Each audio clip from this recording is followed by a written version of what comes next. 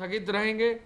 अंतर्राष्ट्रीय विमान सेवाएं, मेट्रो सेवाएं स्थगित रहेंगी और अग्रिम आदेशों तक बंद रहेंगे सिनेमा हॉल, जिम्नेजियम, तरणताल, मनोरंजन पार्क, थिएटर, बार एवं सभागार, असेंबली हॉल एवं अन्य स्थान। तो ये भारत सरकार के गाइडलाइंस के अनुरूप प्रदेश सरकार ने प्रथम बिंदु ये जारी किया है। जो राष्ट्रीय नीति निर्देशक प्रबंधन है उसके अनुरूप कुछ कतिपय संशोधन करके राज्य सरकार ने आदेश जारी किए हैं। भारत सरकार ने रात्रि निषेधाज्ञा यानी नाइट लॉकडाउन के लिए रात 9 बजे से 5 बजे तक बंदी का आदेश दिया है। उसी के अनुरूप प्रदेश सरकार ने भी रात 9 बजे से सुबह 5 बजे तक का बंदी का आदेश दिया है। कंटेनमेंट जोन के लिए, लॉकडाउन के लिए जो गतिविधियां भारत सरकार ने निर्धारित की हैं, केवल वही गतिविधियां कंटेनमेंट जोन में अनुमति रहेगी। स्वास्थ्य एवं चिकित्सा विभाग की गतिविधियां, डोर टू डोर सर्वे जो कंटेनमेंट जोन में होगा उसकी अनुमति होगी। साथ साथ कंटेनमेंट जोन में आवश्यक वस्तुओं की व्यवस्था करने की अनुमति होगी। साथ साथ कंटेनमेंट जोन में ही सफाई की व्यवस्था करने की अनुमति होगी। इसके अलावा कोई और गतिविधि या किसी और व्यक्ति को कंटेनमेंट जोन में बाहर आने या जाने की अनुमति नहीं होगी। सुरक्षा व्यवस्था भी वहां दी जाएगी। कंटेनमेंट जोन का डेफिनेशन भारत सरकार की गाइडलाइंस के अनुरूप, हेल्थ विभाग के अनुरूप प्रदेश सरकार ने जारी किया है। और कंटेनमेंट जोन की जो गाइडलाइन है, शहरी क्षेत्र में अगर सिंगल केस होगा तो 250 मीटर के रेडियस में जो है कंटेनमेंट जोन डिफाइन किया जाएगा, और यदि एक से अधिक केसेस होंगे तो 500 मीटर का रेडियस में डिफाइन किया जाएगा और बफर जोन 250 मीटर का रहेगा। आवासीय बहुमंजिली सोसाइटियों के बारे में जो एनसीआर क्षेत्र में है, विशेष रूप से नोएडा में, गाजियाबाद में, इनके लिए जो है विशेष नीति कंटेनमेंट जोन की अब लागू की गई है। ऐसी बहुमंजिली भवन, टावर, सोसाइटी में यदि एक फ्लोर या एक से अधिक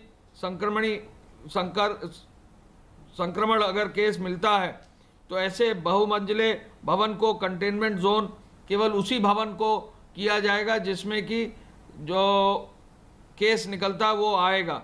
यदि सोसाइटी में एक से अधिक टावर में केस निकलेंगे तो फिर जो टावर्स में केस निकले हैं उनको तो बंद किया जाएगा, लेकिन कुछ कॉमन एरिया डिफाइन किया जाएगा। अगर उसकी आवश्यकता पड़ेगी तो उनको भी जो है बंदी के क्षेत्र में रखा जाएगा। वाणिज्यिक, औद्योगिक, कार्यालय भवनों का यदि वहाँ पर कोई केस निकलता है तो कंटेनमेंट जोन जो उनमें बनाया जाएगा उसमें जो कार्यालय है, औद्योगिक संस्थान है और वाणिज्यिक भवन है उसको 24 घंटे के लिए बंद कर दिया जाएगा और 24 घंटे में उसको पूरा सैनिटाइज किया जाएगा। जिलाधिकारी और वहाँ के हेल्थ विभाग के लोगों के माध्यम से उसको पूरा सैनिटाइज किया जाएगा और 24 घंटे बाद फिर ऐसे भवनों को जो है पुनः डिसइंफेक्ट करके पूरा उसकी व्यवस्था सुनिश्चित करके उनको फिर खोला जाएगा। ऐसे भवनों को सैनिटाइज और डिसइंफेक्ट करने का खर्चा और कार्य भवन स्वामी को स्वयं वहन करना पड़ेगा। यदि कोई सक्रिय केस सिंगल फ्लोर में पाया जाता है तो वो केस अगर एक फ्लोर में है तो उसी फ्लोर को जो है केवल सील किया जाएगा, बाकी फ्लोर्स को सील नहीं किया जाएगा। और यदि मल्टीपल फ्लोर्स पर है तो पूरे टावर को सील किया जाएगा। ग्रामीण क्षेत्र में यदि एक केस है तो उस मजरे की आबादी के एरिया को ही सील किया जाएगा, और यदि मल्टीपल केस हैं ग्रामीण क्षेत्र में तो जिन जिन मजरों में जहाँ केस हैं उन मजरों को ही केवल जो है सील किया जाएगा। इसके अलावा राज्य सरकार ने गौतम बुद्ध नगर और गाजियाबाद के एनसीआर क्षेत्र के लिए ये आदेश किए हैं कि एनसीआर क्षेत्र में जो वहाँ के लोक स्वास्थ्य हित की व्यवस्था है उसको सुनिश्चित करने के लिए वहाँ का जिला प्रशासन, वहाँ की पुलिस और वहाँ के हेल्थ डिपार्टमेंट के लोग जो भी अधिकारी जिम्मेदार हैं वो मिलकर पूरी व्यवस्था ऐसी बनाएंगे जिससे एनसीआर क्षेत्र में हमारा जो स्वास्थ्य की व्यवस्था है वो मजबूती से लागू रह सके। यानी नोएडा में, गाजियाबाद में, वहाँ पर जो भी प्रतिबंध लगाने हैं, जो भी व्यवस्था बनानी है, पासेस की व्यवस्था बनानी है, जो भी अन्य कार्रवाई सुनिश्चित करनी है, वो भारत सरकार की गाइडलाइंस को देखते हुए जो प्रतिबंध स्थानीय स्तर पर लगाने हैं वो नोएडा और गाजियाबाद के जिला प्रशासन, वहाँ के वरिष्ठ पुलिस के अधिकारी एवं वहाँ के वरिष्ठ जो है चिकित्सा विभाग के अधिकारी देंगे। ऐसा राज्य सरकार ने, प्रदेश सरकार ने, उत्तर प्रदेश सरकार ने निश्चित किया है। समस्त कार्यालयों के लिए आदेश अब ये है कि 100% अटेंडेंस होगी, लेकिन जो भी कार्यालय हैं उनमें 3 चरण में जो है कार्यालय खुलेंगे, यानी 3 पालियों में कार्यालय खुलेंगे। पहली पाली जो है वो सुबह 9 से 5 बजे की होगी, दूसरी पारी जो है 10 बजे से 6 बजे की होगी और तीसरी पारी जो है 11 बजे से शाम 7 बजे की होगी। यानी सोशल डिस्टेंसिंग फॉलो करके, मास्क का इस्तेमाल करके, सैनिटाइजर्स का इस्तेमाल करके, जहां भी आवश्यकता होगी तो वहां थर्मल स्कैनिंग सुनिश्चित करते हुए कार्यालयों को खोला जा सकेगा, लेकिन 100% अटेंडेंस जो है सरकारी कार्यालयों की सुनिश्चित की जाएगी। सभी प्रकार की औद्योगिक गतिविधियों को अनुमति दी गई है। औद्योगिक गतिविधि चालू करने के लिए औद्योगिक इकाइयों में thermal scanning, sanitization, face mask, face cover और सोशल डिस्टेंसिंग का तो पालन होगा ही होगा, लेकिन उद्योगों को एक छूट ये दी गई है कि रात्रि शिफ्ट जहां उद्योगों की चलाई जाती है तो रात्रि शिफ्ट में वहां सुरक्षित साधन यानी बस आदि की व्यवस्था यदि वहां के स्टाफ के लिए की जाती है तो रात्रि शिफ्ट की भी अनुमति रहेगी। पूरे प्रदेश में दुकानों को खोलने के लिए दुकानदारों को की व्यवस्था ये दी गई है कि वो फेस कवर, मास्क और ग्लव्स का भी इस्तेमाल करें। दुकानदार ग्लव्स का इस्तेमाल करें और साथ साथ सैनिटाइजर की व्यवस्था प्रत्येक दुकान में रहे। और स्थानीय स्तर पर हर जनपद में जिलाधिकारी, जिला प्रशासन को ये आदेश दिया है कि वो वहाँ के व्यापार मंडल के वरिष्ठ लोगों के साथ, वहाँ के सभी जनप्रतिनिधियों के साथ बैठकर हर जिले में कैसे दुकानें खुलेंगी ये व्यवस्था सुनिश्चित करने का निर्देश दिया गया है। बाजार जो भी है, समस्त बाजार वो सुबह 9 बजे से रात्रि 9 बजे तक खुलेंगे, यानी बाजारों को खोलने की व्यवस्था की गई है। और बाजारों में सोशल डिस्टेंसिंग का पालन जरूर हो, इसलिए समय बढ़ा दिया गया है, क्योंकि कम समय अगर बाजार खुलती हैं तो भीड़ ज़्यादा होती है। बाजारों को स्प्रेड किया गया है और सुबह 9 बजे से रात 9 बजे तक मुख्यमंत्री जी ने कहा है कि बाजारों को अब खोल दिया जाए भारत सरकार की गाइडलाइंस के अनुरूप। सुपर मार्केट खोलने का भी निर्देश मुख्यमंत्री जी ने दिया है। यदि कोई सुपर मार्केट है या कोई मार्केट ऐसी है जिसमें कई दुकानें हैं तो उनको जो है खोलने का, सुपर मार्केट सिंगल ब्रांड की अगर सुपर मार्केट है तो उनको खोलने का निर्देश उन्होंने दिया है। उस पर भी सोशल डिस्टेंसिंग, मास्क और ग्लव और सैनिटाइजेशन करने की व्यवस्था है।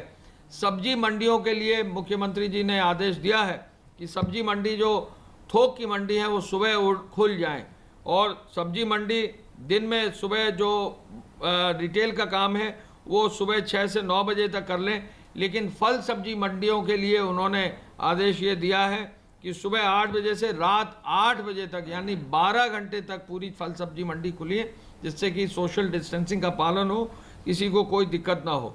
साप्ताहिक मंडियों को खोलने के लिए शहरों में मनाही है, ग्रामीण क्षेत्रों में सोशल डिस्टेंसिंग के साथ खोली जाएंगी। मिठाई की दुकान खोलने का निर्देश पहले ही था, लेकिन वहां बैठकर खाने की व्यवस्था नहीं होगी। बारात घर खोलने की अनुमति राज्य सरकार ने दे दी है, लेकिन बारात घर खोलने की अनुमति इस शर्त के साथ है कि अनुमति पहले ली जाएगी और 30 लोगों तक ही सीमित किया जाएगा। यानी बारात घर में, शादी घर में 30 लोगों से ज़्यादा नहीं होंगे। बारात घर में एक विशेष रूप से निर्देश मुख्यमंत्री जी ने दिया है, कोई भी असला लेकर किसी भी बारात घर में नहीं आएगा। शादी ब्याह में कोई भी अगर हवाई फायरिंग या हर्ष फायरिंग कहीं करता है, बहुत सख्त कार्रवाई करने का उन्होंने निर्देश दिया है। इस शर्त के साथ कि अनुमति रहेगी, इस शर्त के साथ 30 लोगों से ज़्यादा नहीं होंगे और ये शर्त भी लगाई जाएगी कोई असला लेकर नहीं आएगा तो बारात घर और शादी घर खोलने की अनुमति दी गई है। स्ट्रीट वेंडर और पटरी व्यवसायियों के लिए जो है विशेष व्यवस्था करते हुए ओपन स्पेसेस में उनको ग्लव्स, फेस मास्क और सैनिटाइजर के साथ खोलने की अनुमति है। राज्य सरकार ने सैलून, ब्यूटी पार्लर के लिए विशेष आदेश दिए हैं कि वो भी सोशल डिस्टेंसिंग के साथ खोले जाएंगे, लेकिन जो वहाँ पर काम करने वाले लोग हैं उनको फेस मास्क का इस्तेमाल करना होगा और कोई भी टॉवल या कोई भी कपड़े का इस्तेमाल बार बार नहीं कर सकेंगे।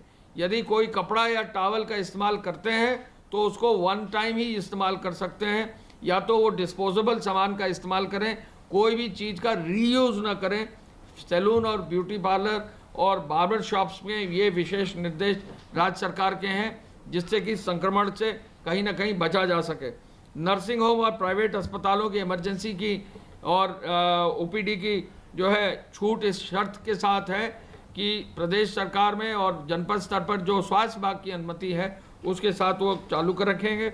एक विशेष निर्देश मुख्यमंत्री जी ने दिया है कि यदि किसी राजस्व ग्राम में या मजरे में जो है कंटेनमेंट जोन बन जाता है तो वहाँ यदि कृषि कार्य होना है, यानी खेत होने, और चूंकि अभी बुआई का मौसम है और अभी जल्दी बुआई जो है होने वाली है, अभी जो है आगे किसी न किसी रूप में कोई ना कोई फसल जो है आगे लगेगी, तो ऐसे में जो उसका कृषि कार्य है किसानों का इफेक्ट ना हो, तो कृषि कार्य करने की विशेष रूप से अनुमति रहेगी।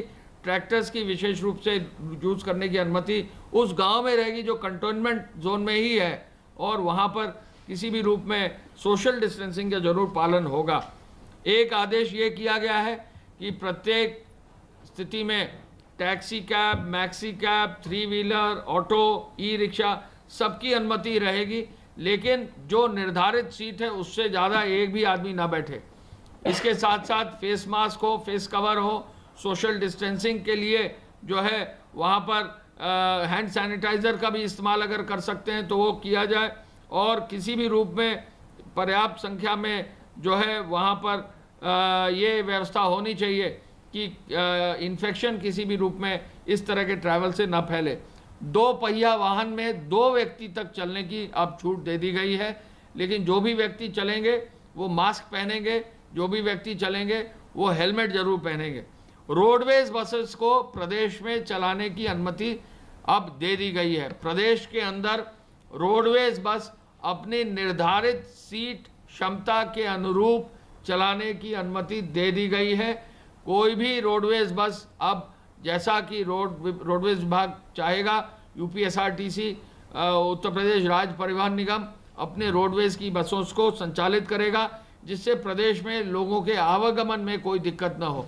लेकिन रोडवेज बसेस इस शर्त के साथ चलेंगी कि बसेस का सैनिटाइजेशन होगा, चढ़ते समय उतरते समय बसेस पर सैनिटाइज़र और का इस्तेमाल होगा।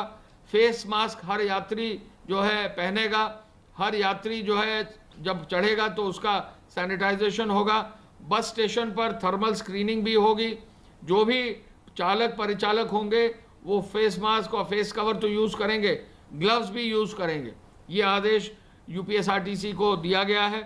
साथ ही साथ बस स्टेशन और बस स्टेशन के निकट यदि आवश्यकता हुई तो एम्बुलेंस भी रखने की व्यवस्था, 108 की एम्बुलेंस भी रखने की व्यवस्था की गई है। परिवहन निगम के जो बस स्टेशन है उस पर विशेष ध्यान रोडवेज सुनिश्चित करेगा, ये उनको निर्देश दे दिए गए हैं। स्टेज कैरेज और कॉन्ट्रैक्ट कैरेज यानी प्राइवेट बसों की भी चलाने की उपरोक्त शर्तों के आधार पर ही अनुमति होगी। सिटी बस को भी चलाने की अनुमति माननीय मुख्यमंत्री जी के आदेश से दी गई है। सभी प्रकार के वाहनों के संचालन में उपरोक्त निर्देशों का यदि पालन नहीं होगा तो एमवी एक्ट के अंतर्गत तो कार्रवाई होगी, लेकिन 30 जून तक जो एपिडेमिक्स एक्ट के अंतर्गत नोटिफिकेशन हुआ है तो भारी जुर्माना भी भरना पड़ेगा। तो जो भी चालक हैं, परिचालक हैं, जो भी ड्राइवर्स हैं, जो भी निजी वाहन मालिक हैं, वो प्रत्येक दशा में अपने इन निर्देशों का पालन करें, अन्यथा कहीं ना कहीं ट्रैफिक पुलिस और आरटीओ जो है इस पर कार्रवाई सुनिश्चित कर सकते हैं। इसके अलावा जो है वाहन में यात्रा करने के लिए जो लोग जा रहे हैं उनको रोडवेज में, बाकी प्राइवेट बसों में उनको आरोग्य सेतु ऐप, आयुष कवच, कोविड ऐप को भी डाउनलोड करके यूज़ करने के लिए प्रोत्साहित किया जाएगा। पार्कों को खोलने के लिए मुख्यमंत्री जी ने आदेश दिया है। पहले ही इसका उन्होंने जो है इसका आदेश दे दिया था। अब पार्क सुबह 5 बजे से 8 बजे तक और साया 5 से 8 तक खुलेंगे, लेकिन आदेश ये दिया गया है कि जो भी पार्क खुलें वहाँ पर पेट्रोलिंग जरूर हो, वहाँ सुरक्षा व्यवस्था जरूर की जाए। खेल परिसर और स्टेडियम भी खोलने का निर्देश दिया गया है। खेल परिसर और स्टेडियम में क्रीड़ा और अभ्यास की अनुमति रहेगी, लेकिन दर्शकों को जाने की अनुमति नहीं रहेगी। इसके अलावा राज्य के अंदर या राज्य के बाहर जाने वाले सभी व्यक्तियों को माल को आने की जाने की पूरी अनुमति होगी, उसमें कोई शर्त नहीं होगी, कोई ई पास लेने की ज़रूरत अब नहीं होगी। श्रमिक ट्रेनों के आवागमन के लिए पूरी व्यवस्था होगी। आपको मालूम है कि उत्तर प्रदेश सरकार में सबसे अधिक श्रमिक ट्रेनें पूरे देश में आई हैं और आज अब तक लगभग 1567 ट्रेनें जो है प्रदेश ने अपने यहाँ श्रमिक ट्रेनों की चलाकर अपने यहाँ के श्रमिक और कामगारों को अपने घर सुरक्षित लाया है। तो श्रमिक ट्रेनों की अनुमति होगी। घरेलू उड़ानों की अनुमति आपको मालूम है कई एयरपोर्ट्स, प्रदेश के सभी एयरपोर्ट्स करीब चालू हो गए हैं। गोरखपुर चालू हो गया है, वाराणसी एयरपोर्ट चालू हो गया है, प्रयागराज एयरपोर्ट चालू हो गया है, लखनऊ एयरपोर्ट तो चालू हो ही गया है।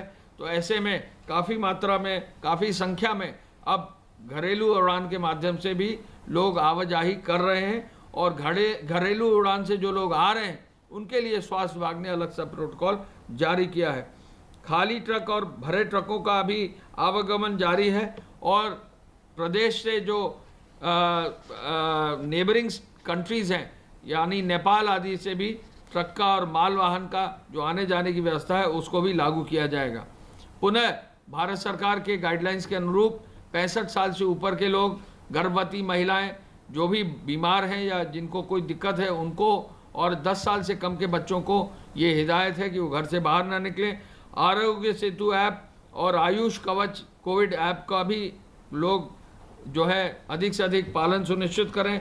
गाइडलाइंस का समस्त उपायों का जो है जिलाधिकारी अपने ज़िले पर उनका अनुसरण करेंगे। ये निर्देश